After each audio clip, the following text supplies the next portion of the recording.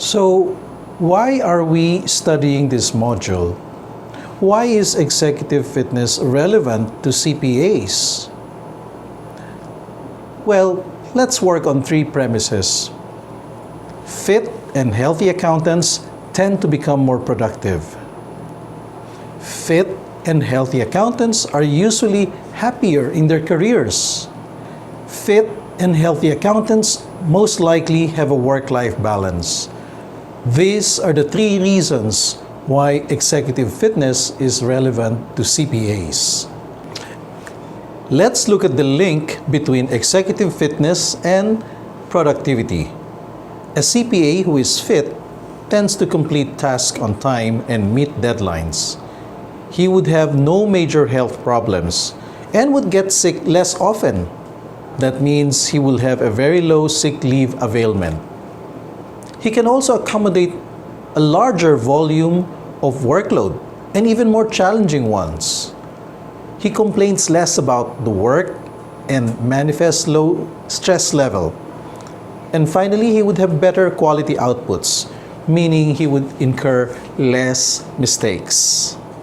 And now, let us look at the link between executive fitness and career fulfillment. An accountant who is fit would most likely be career-driven. He's conscious about milestones in his career, yet he is happy and well-paced. This is when he makes very strategic moves in his career. He also has greater flexibility and mobility in terms of career assignments. He can be assigned anywhere, practically, because he's fit. He develops broader and quality network of colleagues, friends, and contacts. And he tends to move up the management ladder faster and can transition smoothly from one position to another. Meanwhile, let's look at the link between executive fitness and work-life balance. An accountant who is fit most likely would have a satisfying career, family, and personal life. He is very good in compartmentalizing these three areas and would have no conflict in these three domains. He manages quality time across his personal, family, and career life, and probably divides almost equally his time. He also manages his own stress very well. He survives and shines in the midst of crisis. And lastly, he most likely would have found his real purpose in life. Let us look at some jargon. Executive fitness. What does it mean to you? Executive fitness refers to the holistic condition of a professional. That is a combination of physical, social, psychological, and spiritual well-being, as the accountant is deemed ready and fit for the world of work.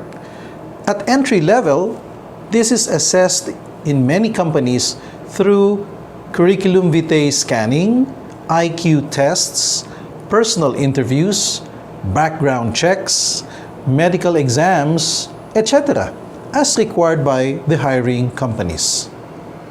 We would frequently hear the phrase health and wellness. What do we mean by that? Health and wellness refer to both physical and mental state of a person characterized by specific parameters. Example, agility, strength, energy level, aptitude, stability, ability to focus, etc., as well as the absence of adverse conditions manifested by illness, abnormal vital signs, unstable emotions, poor communication, and inability to engage in mental processes.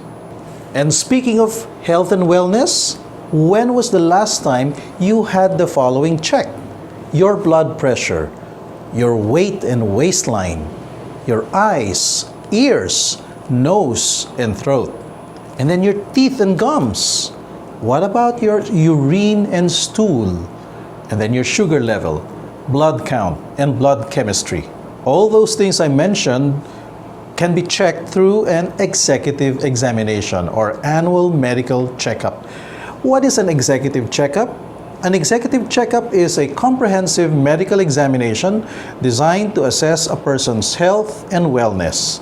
Medical centers offer packages with a list of procedures based on patient's needs and budget. They essentially cover the patient's medical history and physical examination. There are specific tests to detect early signs of disease, risk, and medical conditions.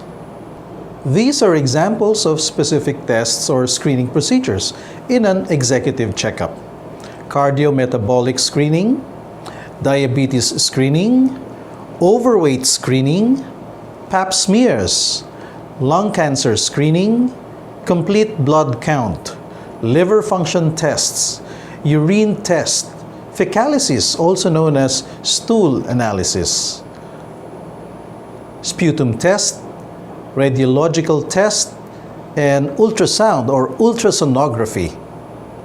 Well, getting oneself checked regularly, at least on an annual basis, is a lifestyle. We all have different kinds of lifestyle. What is lifestyle? Lifestyle is the cumulative style of living reflective of a person's attitudes and values. It is also manifested by the broad sum of likes and dislikes of a person as reflected by his behavior, consumption and purchase decisions, and problem-solving patterns. Lifestyle is usually evolving and may be influenced by family, education, profession, cliques, media, and culture. Part of our lifestyle is diet. Say, a healthy diet or proper nutrition. What do we mean by this? Healthy diet and proper nutrition are synonymous or closely related. They both pertain to a person's propensity to consume a balanced diet the human body needs, as well as make healthy food choices relevant and beneficial to their current health condition. Deficiency in certain food groups deprives our body the complete nutrients it needs, warranting supplementation. The prevalence of fad diets emerged due to the specific needs of people with diverse conditions. One type of diet may work for some, but not for others. Before engaging in these fad diets, always consult a competent doctor for proper expert advice. Never experiment with your body. The human body is the temple of our soul. It is important that we always take good care of it. Through the years, we have seen many popular fad diets. Across the decades, what are the top 12 most popular fad diets? Let me check out if you can remember some of them. Or do they ring a bell to you? South Beach Diet, Weight Watchers System, Mediterranean Diet, or have you tried the Zone Diet? The very popular Atkins Diet, or Scarsdale Diet, Paleo Diet, Volumetrics, Raw Food Diet, Nutrisystem, Macrobiotic, and recently, Keto Diet.